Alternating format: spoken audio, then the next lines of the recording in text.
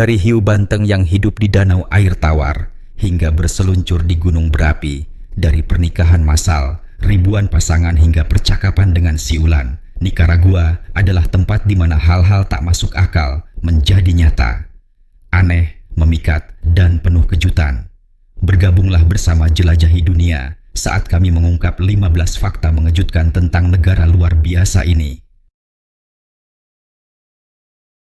1. Wanita belajar berenang untuk menyeberangi ke AS. Di Esteli, Nicaragua, sebuah kolam umum kecil menjadi tempat keberanian yang sunyi. Setiap sore, para wanita, banyak di antaranya ibu tunggal, berkumpul bukan untuk bersenang-senang, melainkan untuk mempersiapkan perjalanan berbahaya, menyeberangi Sungai Rio Grande ke Amerika Serikat. Tanpa pelatih atau jadwal, mereka saling mengajarkan cara mengapung, bernapas dalam tekanan, dan tetap tenang dalam arus deras.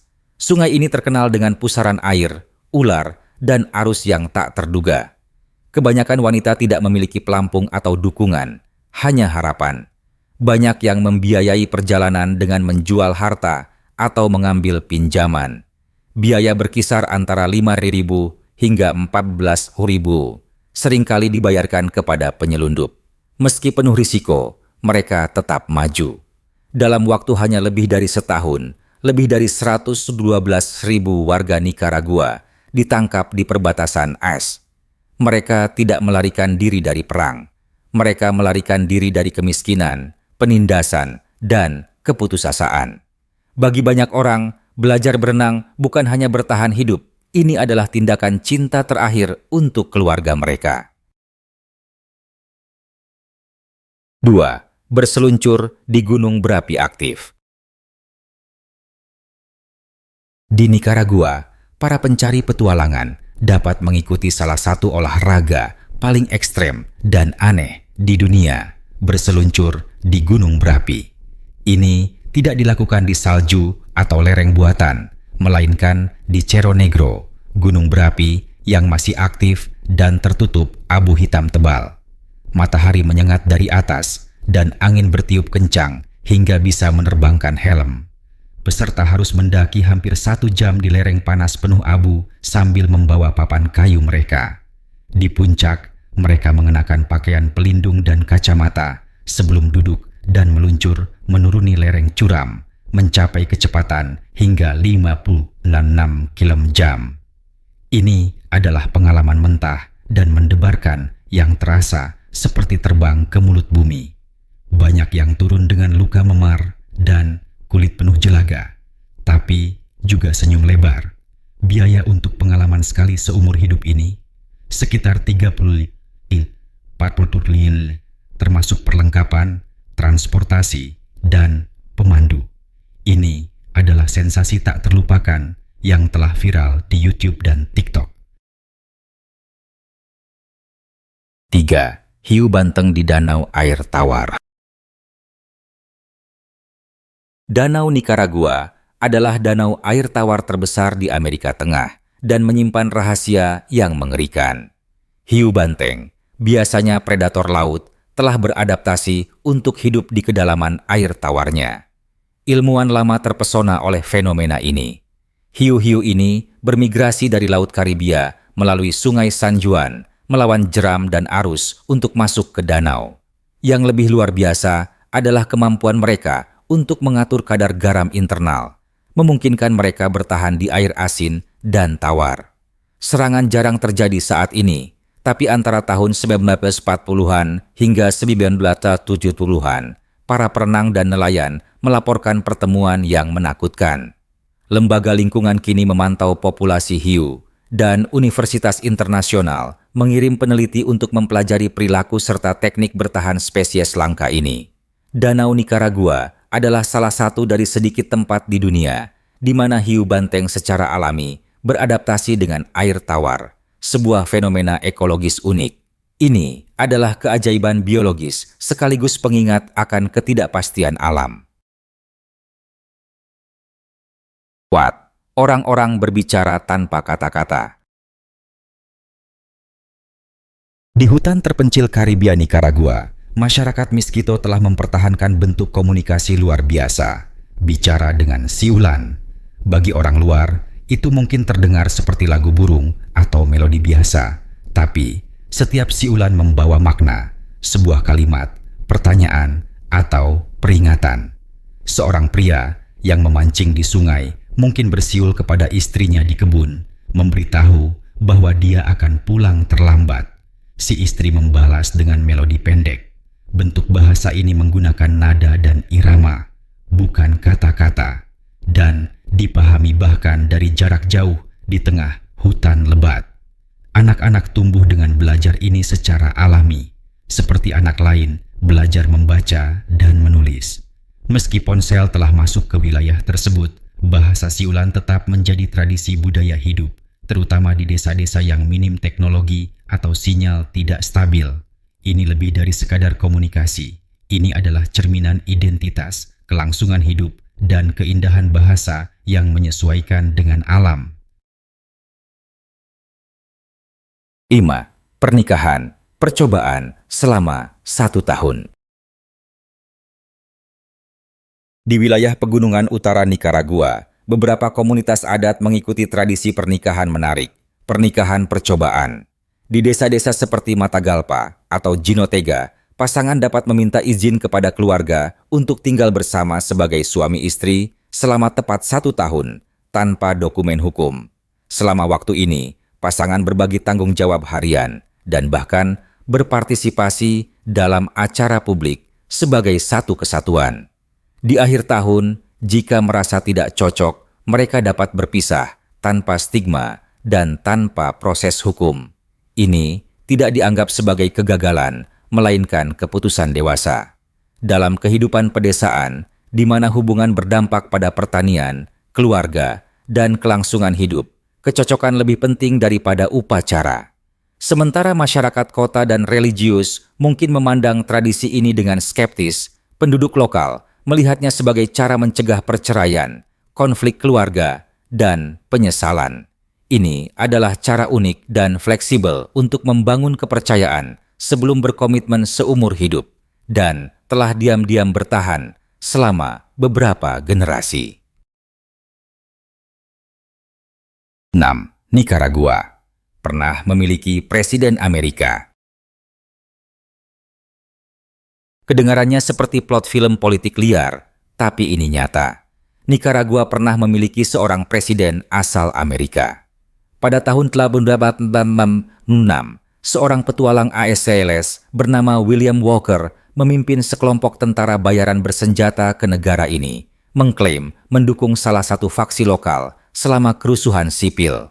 Namun, dalam hitungan bulan, ia menyatakan dirinya sebagai presiden Nikaragua. Ia mengembalikan perbudakan, menjadikan bahasa Inggris sebagai bahasa resmi, dan mendorong warga Amerika untuk menetap dan menjadikan negara itu sebagai perpanjangan selatan AS. Ide-idenya yang radikal dan ambisinya yang imperial mengejutkan Amerika Tengah. Negara-negara tetangga bersatu, melawan, dan akhirnya memaksanya keluar. Walker kemudian dieksekusi di Honduras. Masa jabatannya yang singkat tetap menjadi salah satu bab paling aneh dan kontroversial dalam sejarah Amerika Latin.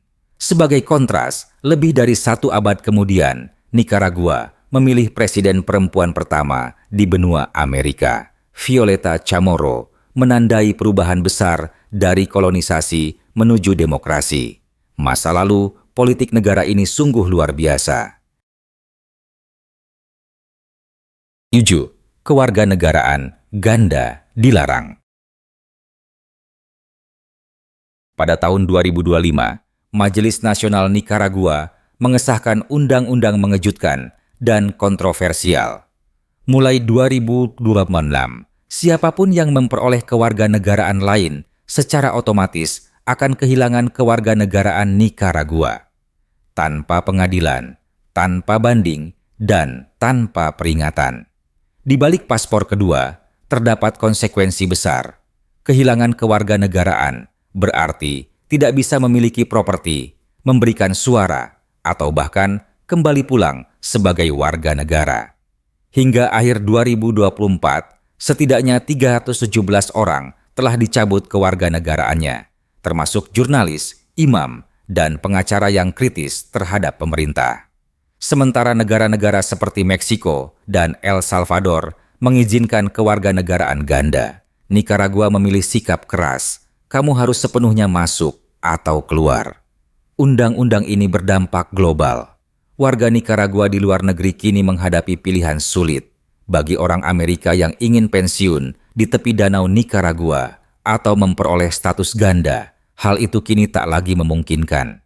Di negara Amerika Tengah ini, memiliki dua identitas dianggap sebagai pengkhianatan, bukan jembatan antar dunia. 8. Negara yang diawasi diam-diam. Sejak protes tahun 2018, bayang-bayang kesunyian menyelimuti Nikaragua. Meskipun festival masih berlangsung dan kembang api masih menyala di langit, tekanan tak terlihat menaungi kehidupan sehari-hari. Orang-orang menurunkan suara saat membicarakan politik dan sudut-sudut jalan diawasi lebih ketat. Lebih dari 300 orang terluka, ribuan ditangkap, dan ratusan LSM ditutup. Banyak yang bergerak di bidang pendidikan, agama, dan layanan kesehatan. Bahkan, gereja Katolik tidak luput. Seorang uskup dijatuhi hukuman puluhan tahun penjara dan kemudian diasingkan. Pengawas internasional seperti Amnesty International dan Human Rights Watch kini mencantumkan Nikaragua sebagai negara berisiko tinggi untuk pelanggaran hak sipil. Percakapan di kafe di Leon masih meriah jika tentang sepak bola, tapi sunyi senyap jika menyentuh topik pemerintah. Ini adalah negara di mana mengibarkan bendera nasional pun bisa dianggap pemberontakan. Di Nikaragua saat ini, kebebasan bukan hanya kata, itu adalah kenangan yang orang perjuangkan dalam bisikan. Zilan, surat kabar dilarang. Bayangkan negara dengan lebih dari 6 juta penduduk tanpa surat kabar independen. Di Nikaragua, itulah kenyataannya. Selama 1 dekade terakhir, pemerintah telah membungkam hampir semua media non-pemerintah. La Prensa, surat kabar tertua dan paling dihormati di negara itu, dipaksa menutup percetakan fisiknya pada 2021 dan memindahkan operasinya ke luar negeri. Jurnalis ditahan, peralatan disita, dan kantor ditutup oleh polisi. Media lain mengalami nasib serupa atau dibatasi hanya bisa menerbitkan melalui aplikasi terenkripsi. Namun, pers tidak menyerah. Wartawan di pengasingan di Costa Rica dan ASES terus menerbitkan secara daring, dan di dalam negeri, komunitas kecil menyebarkan berita melalui VPN, grup WhatsApp, dan blog anonim. Ini berisiko, tapi perlu. Meski ada sensor dan ketakutan, informasi tetap menemukan jalannya. Di Nikaragua, kebenaran hidup di bawah tanah, dilindungi oleh mereka yang percaya bahwa pengetahuan adalah kebebasan. Dan jurnalisme adalah tugas, bukan kejahatan. 10. Drone dan teropong dilarang. Di sebagian besar negara, membawa drone atau teropong untuk mengamati alam atau memotret adalah hal biasa. Tapi, di Nikaragua, barang-barang ini bisa membuat Anda dalam masalah besar. Di pos perbatasan dan bandara, pelancong melaporkan bahwa drone, lensa kamera panjang, bahkan teropong disita oleh otoritas. Mengapa? Alat-alat ini dianggap sebagai peralatan mata-mata atau instrumen pengamatan ilegal. Tidak ada daftar resmi yang diterbitkan yang membuat aturan menjadi tidak pasti. Pada masa-masa politik sensitif, bahkan peralatan perekam dasar pun pernah dilarang sementara.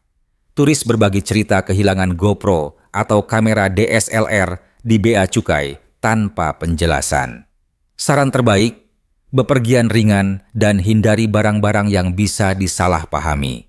Di negara dengan ketegangan politik tinggi, bahkan lensa zoom bisa memicu kecurigaan. Selalu cek imbauan perjalanan terbaru. Di Nikaragua, kebebasan menjelajah dan merekam tidak dijamin, dan apa yang Anda bawa bisa jadi adalah apa yang Anda relakan. 11. menunjuk dianggap kasar. Di Nikaragua, gerakan sederhana seperti menunjuk dengan jari bisa dianggap sangat tidak sopan. Secara budaya, itu dianggap tidak menghormati, terutama jika diarahkan ke seseorang. Sebagai gantinya, orang Nikaragua mengembangkan cara unik dan halus untuk menunjukkan arah, dengan memonyongkan bibir dan menggerakkan dagu. Jika Anda bertanya arah, jangan heran jika mereka tidak bicara, tapi cukup mengangguk dan menunjuk dengan mulut. Ini seperti GPS wajah, dan ini efektif. Kebiasaan ini begitu umum hingga pengunjung sering mengira sedang digoda. Tapi semua tentang kepraktisan dan kesopanan. Ada juga gerakan khas untuk menolak tawaran.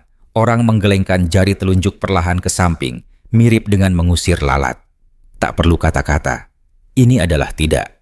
Terima kasih yang diam, namun jelas. Gerakan-gerakan kecil ini mencerminkan norma sosial yang lebih dalam. Rasa hormat, kelembutan, dan semangat tidak konfrontatif yang mendefinisikan cara orang berinteraksi di Nikaragua. 12. Jalanan tidak memiliki nama. Di kebanyakan tempat, memberi alamat itu mudah, cukup sebut nomor dan nama jalan. Tapi, di Nikaragua, terutama di kota seperti Managua, itu hampir mustahil, karena sebagian besar jalan tidak memiliki nama. Sebaliknya, orang menggunakan cara kreatif dan puitis dalam memberi petunjuk berdasarkan penanda. Anda mungkin mendengar sesuatu seperti, pergi 100 meter ke utara dari pohon mangga tua, lalu belok kiri di tempat kafe biru dulu ada. Petunjuk arah ini sering merujuk pada gereja, sekolah tua, toko yang sudah tidak ada, bahkan hal-hal berdasarkan ingatan saja. Penduduk lokal sangat terbiasa dengan sistem ini, sehingga terasa sangat alami. Tapi, bagi pengunjung, ini membingungkan, terutama karena layanan GPS sering tidak cocok dengan penanda lokal. Bertanya pada pejalan kaki adalah hal umum dan diharapkan. Meski metode ini terasa membingungkan, itu mencerminkan cara hidup komunal di mana ingatan dan ruang bersama lebih penting dari tanda standar. 13. Ibu kota yang dibangun ulang 3 kali. Managua, ibu kota Nikaragua, tidak seperti kota lain di kawasan ini. Kota ini tidak memiliki pusat kota tradisional, dan tata letaknya terasa tersebar aneh. Alasannya, kota ini telah hancur dan dibangun kembali 3 kali dalam 150 tahun terakhir akibat gempa bumi besar. Pada tahun 1885, 1971, dan lagi pada 1972, gempa dahsyat meratakan ibu kota, menghancurkan bangunan kolonial, dan membuat ribuan orang kehilangan tempat tinggal. Gempa tahun 1972 sangat menghancurkan, terjadi pada malam Natal, lebih dari 70% kota lenyap. Setelah itu, Managua tidak pernah dibangun kembali dengan cara yang sama.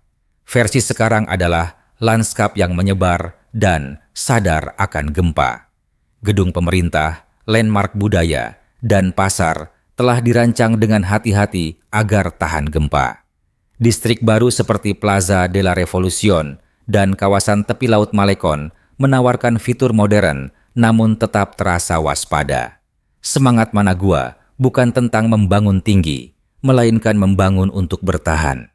Kota yang lahir dari puing-puing kini berdiri penuh kewaspadaan di atas tanah yang terus bergeser. 14. Festival terpanjang di Amerika Latin.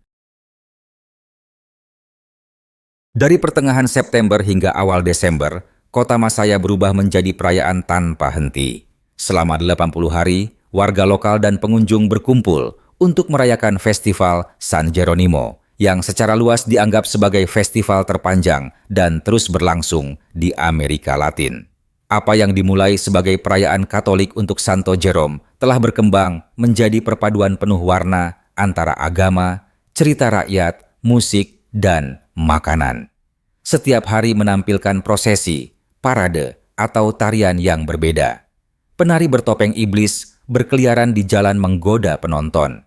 Para wanita mengenakan gaun sulam warna-warni dan para tetua menyaksikan dari balkon sambil mengangguk mengikuti irama marimba. Wisatawan bukan sekadar penonton, mereka diajak ikut serta, belajar menari, melukis topeng, dan membantu menyiapkan hidangan tradisional seperti Indio Viejo atau Nacha Tamales. Tidak ada panggung, tidak ada tempat duduk. Ini adalah pengalaman jalanan yang benar-benar menyeluruh. Festival ini adalah perpaduan antara iman dan kesenangan, kekacauan dan sukacita. Ketika lonceng gereja berbunyi, itu bukan sekadar ritual, itu adalah detak jantung yang menghubungkan generasi dalam perayaan kehidupan, budaya, dan identitas. 15. Pernikahan massal terbesar di dunia. Setiap tanggal 14 Februari, saat sebagian besar dunia merayakan Hari Valentine dengan bunga dan coklat, ratusan pasangan Nicaragua berkumpul di Managua untuk salah satu pernikahan massal terbesar di dunia. Dikenal sebagai Boda Masiva, acara ini diselenggarakan oleh Radio Sandino dan mempertemukan pasangan dari segala usia, latar belakang, dan kisah hidup untuk menikah bersama. Di atas panggung luar, ruangan raksasa, disiarkan langsung di televisi nasional. Beberapa pasangan masih muda dan sedang jatuh cinta. Yang lain telah hidup bersama selama puluhan tahun dengan anak dan cucu, tapi belum pernah menikah secara sah. Acara ini penuh kegembiraan dan emosi, dengan musik, bunga, dan sorak-sorai penonton. Puncaknya, kontes ciuman terlama setelah ijab kabul, di mana pasangan saling mencium di atas panggung diiringi sorakan. Beberapa ciuman berlangsung lebih dari 5 menit. Bagi banyak orang, ini adalah perayaan cinta sekali seumur hidup yang melampaui batasan keuangan. Ini adalah bukti bahwa di Nicaragua, cinta memang untuk semua orang.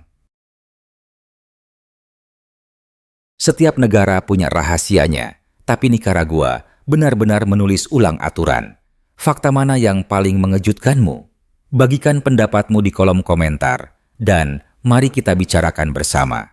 Dan kalau kamu suka menjelajah hal-hal tak terduga, kamu tahu apa yang harus dilakukan.